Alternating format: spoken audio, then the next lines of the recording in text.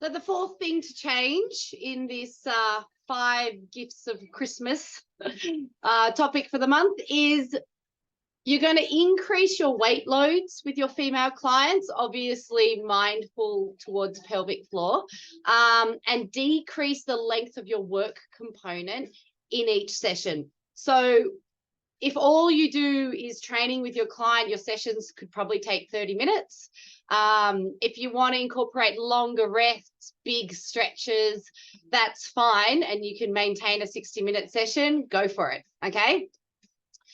But this is important, like specifically for breastfeeding and post-breastfeeding and perimenopausal women, which is pretty much anyone who's ever had a kid. But it's beneficial for like a wide range of reasons, which I'm going to outline today. And before I start, I just want to reiterate again, I'm aware that I'm generalizing. I'm aware that there is a spectrum.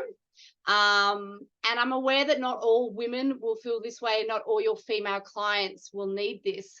However, given that women are coming to gyms like a lot less than men, they're less consistent, they have greater barriers to exercise, it makes sense to try a few little things to make it more accessible, okay, to more women.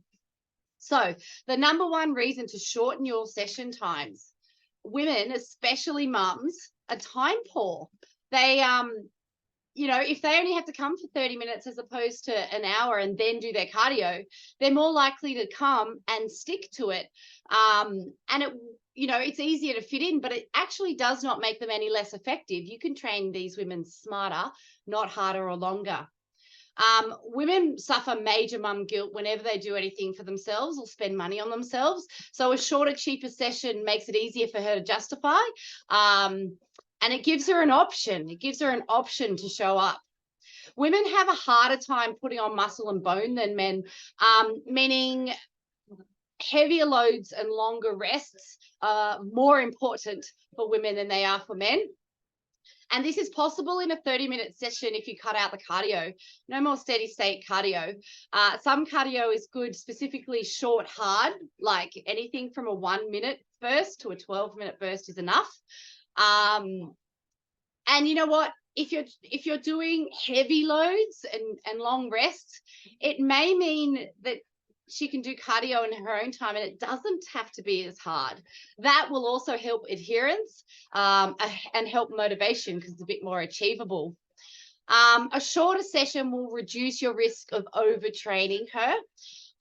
So for your athletic clients, say, you can stick to the nuts and bolts of the session and then she can do her extra training in her own time, preferably after a snack, right? So the sessions aren't long and hard, they're short and hard, or they're long and easy, okay, or easier.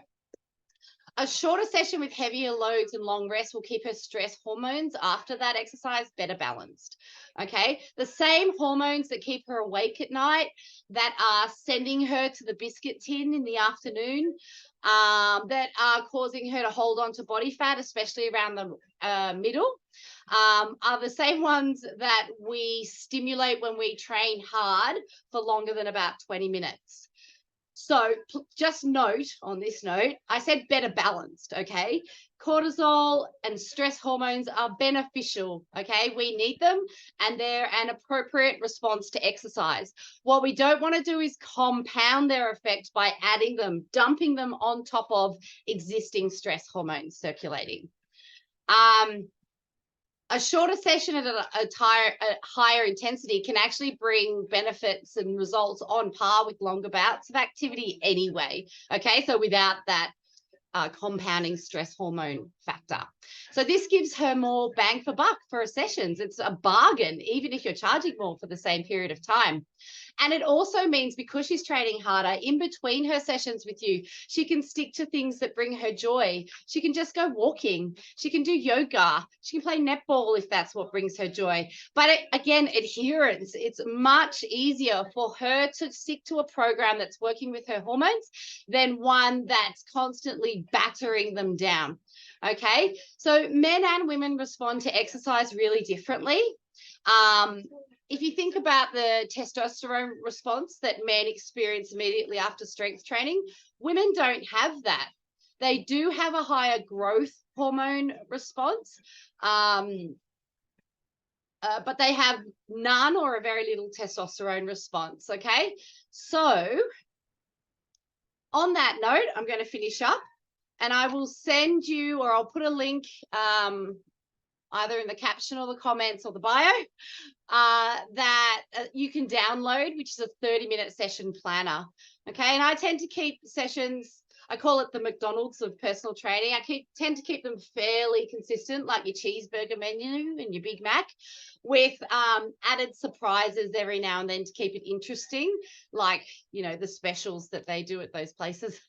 I don't know what they do, but that also, for women psychologically, when they know what to expect and why they're doing it, makes adherence much easier for them. So take those tips on board. You can start doing that literally tomorrow. And good luck. Don't forget, though, to monitor her pelvic floor when you start bumping up the weights and dropping down the reps.